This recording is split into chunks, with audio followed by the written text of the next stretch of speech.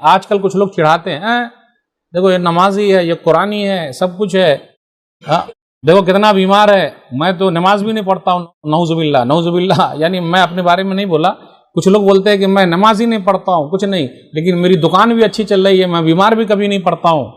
ایسے لوگ تانا دیتے ہیں نیک لوگوں کو، ان کو تانا دینے دیجیے، لیکن جب اللہ ان کو پکڑ لیں گے تو پھر اللہ چھوڑنے والے نہیں ہیں. تو اللہ نیک لوگوں سے محبت کرتے ہیں، اس لیے اللہ تعالیٰ ان کو زیادہ آزماتے ہیں. اب آخری بات بیان کر کے آپ سے رخصت ہوں گا. موسیٰ علیہ السلام اور جادوگر کا واقعہ ہم اور آپ جانتے ہیں. موسیٰ علیہ السلام جب فرعون کے دربار میں گئے تو لاٹھی سانپ بن گئی، ہاتھ کو بغل میں رکھا، ہاتھ سفید ہو جاتا ہے. تو فرعون بولا نہیں یہ جادوگر ہے. پھر بولے صاحب جادوگر کو جمع کرو، تو کہا جاتا 17,000 18,000 یا 30,000 جادوگر جمع ہوئے. موسیٰ علیہ السلام نے کہا آپ ڈالو ہم ڈالیں گے. اس سے پہلے جادوگروں نے فرعون سے کہا تھا کہ اگر ہم جیت جائیں گے تو کیا ہوگا، کیا انعام ملے گا.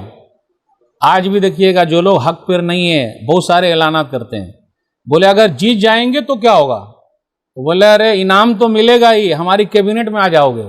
اور آج بھی وہی ہے، فیصلے کیسے کرنا ہے، کیا کرنا ہے، نہیں کرنا ہے، کچھ بھی ہو جائے کوئی مسئلہ نہیں، عہدہ آرام سے ملے گا. تو یہ دنیاوی حد تک ہو سکتا ہے.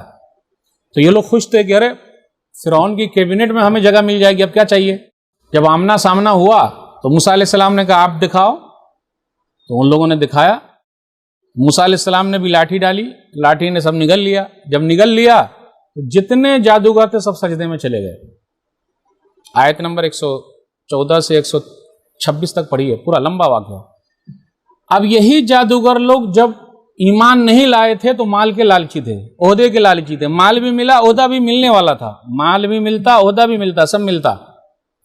لیکن سجدے میں گر گئے اور کہا ہم ایمان لائے. قالوا آمنا برب العالمین رب موسیٰ و ہارون، کہ ہم جہان کے پالنے والے رب پر ایمان لائے جو موسیٰ اور ہارون کا رب ہے. اب جب ایسا مسئلہ ہو گیا، ایمان لے آئے، کلمہ پڑھ لیا، تو اس کے بعد فرعون نے کہا اچھا تمہارے ہاتھ پاؤں الٹے سیدھا کاٹ ڈالیں گے، یہ ہاتھ تو وہ پیر، یا یہ ہاتھ تو وہ پیر، الٹا سیدھا کاٹ ڈالیں گے. اور کاٹنے میں بھی دل کو تسلی نہیں، اس کے بعد سولی پر لٹکا دیں گے کاٹ کر. کاٹ کے ویسے ہی مر جاتے، وہ بولے سولی پر بھی لٹکا دیں گے. اتنا ہونے کے بعد اب جب وہ کلمہ پڑھ لیے تو ہاتھ پیر کاٹنے کی دھمکی بھی ملی، سولی پر لٹکانے کی دھمکی بھی ملی.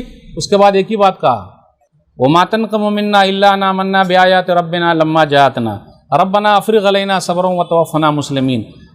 آپ ہم سے انتقام اور بدلہ اس لیے لے رہے ہو کہ ہم ایک اللہ کو ماننے والے ہو گئے. اور اس کے بعد ان لوگوں نے دعا کیا ہے ہمارے رب ہم پر صبر اڈیل دے. تو یہ صبر جو ہے نا ہر جگہ آتا. لوگ پوچھتے مولوی صاحب کتنا صبر، تو اس کا ایک ہی جواب ہے جب تک چلے نہ جائیں قبر، صبر کرتے رہیے.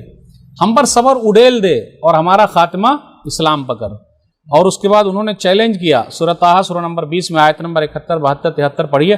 فَقْضِ مَا أَنْتَ قَاضٍ إِنَّمَا تَقْضِي هَٰذِهِ الْحَيَاةَ الدُّنْيَا. وقت کے فرعون کو چیلنج کیا کہ آپ کو جو کرنا ہے وہ کر لو، دنیا ہی کے معاملے میں کر سکتے ہو، ہم تو ایک اللہ پر ایمان لے آئے ہیں.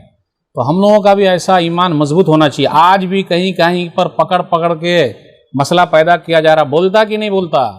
اس کا ایمان مضبوط ہے، جان تو دے دیتا ہے لیکن بولتا نہیں ہے. یاد رکھیے گھبرانے کی ضرورت نہیں ہے.